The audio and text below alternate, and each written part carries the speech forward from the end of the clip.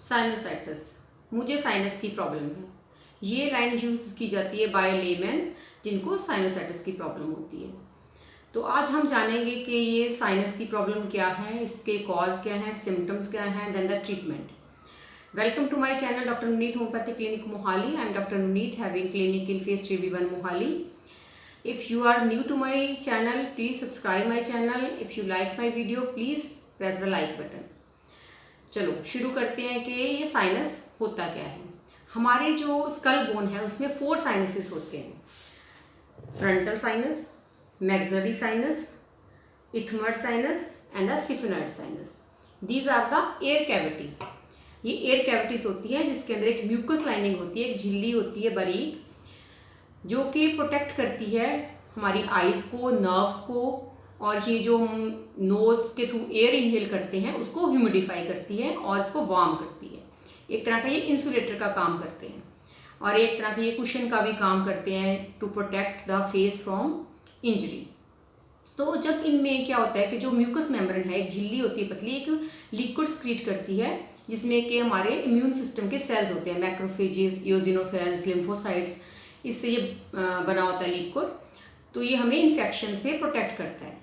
फिर कई बार क्या होता है कि फिर इसकी जो लिक्विड ये बनता है, इसकी ओपनिंग हमारी नेजल कैविटी में होती है थ्रू द ऑस्टियम। जो हमारी बोन होती है इनमें छोटे छोटे पोर होते हैं, इनको हम ऑस्टियम बोलते हैं। उसके थ्रू ये धीरे धीरे स्क्रीट होते हैं। दीज आर इनविजिबल स्क्रीशंस, बहुत लो क्वांटिटी में होती है, जो कि इतनी सिर्फ ये लुब्रिकेट करती है अंदर की मेम्ब्रेन को। ये परफ्यूज नहीं होती कि नाक के थ्रू हमेशा निकलती रहेगी। बट जब ये म्यूकस मेम्ब्रेन इन्फ्लेम हो जाए ड्यू टू सम रीजंस, तो जो स्क्रीशन है वो थिकंड हो जाती है और परफ्यूज हो जाती है, ज़्यादा बनना शुरू हो जाता है और गाढ़ा हो जाता है। और उसको हम वो फिर क्या करेगा, वो पूरी नेजल कैविटी जो साइनसेस हैं उनको फिलअप कर देगा, भर जाएंगी। और जो ऑस्टियम है, जो नोज़ की ओपनिंग है जिसके थ्रू ये नोज़ के थ्रू स्क्रीट होता है, वहाँ पे भी ये ब्लॉक हो जाता है ऑस्टियम। तो ये बाहर नहीं आती स्क्रीशन से, अंदर ही अंदर स्क्रीशंस बनती रहती है। और कई बार गले के थ्रू जो निकलती है कि पोस्ट नेजल ड्रिप की प्रॉब्लम होती है पेशेंट को, कि गले में रेशा गिरता है, तो उसको हम बोलते हैं साइनसाइटिस।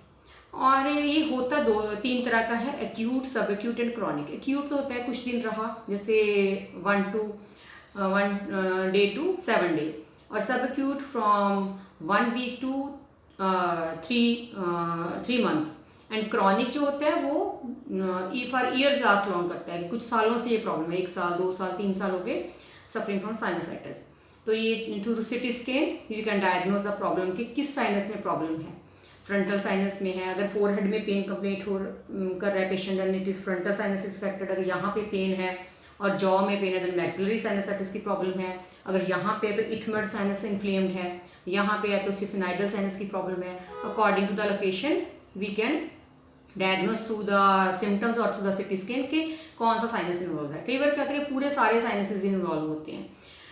तो इसका रीज़न क्या है? The main reason is the low immunity. हमारा जो इम्यून सिस्टम है, अगर वो प्रॉपरली काम नहीं कर रहा है, तभी जो ये स्क्रीशंस है बढ़ेंगी, हमारी बॉडी इन्फेक्शन कैच करेगी, bacterial infection, viral infection, fungal infection. जब इन्फेक्शन जाएगा इन कैविटीज़ में, तो वहाँ पे इन्फेक्शन की वजह से स्क्रीशंस बढ़ जाएंगी और साइनसेस इन्फ्लेम हो जाएंगी।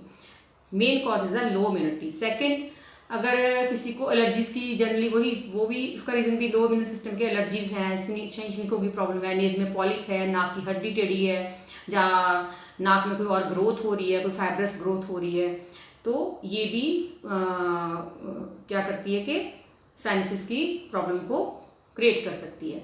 द नेक्स्ट इज द कोई आपने केमिकल्स इनहेल कर लिए, कोई स्ट्रॉन्ग केमिकल्स आपने इनहेल कर लिए, उसकी वजह से ये प्रॉब्लम हो सकती है। या फिर आप स्मोक इनहेलेशन, जो स्मोक इनहेल कर लें, उसकी वजह से भी, डस्ट से भी ये प्रॉब्लम हो जाती है।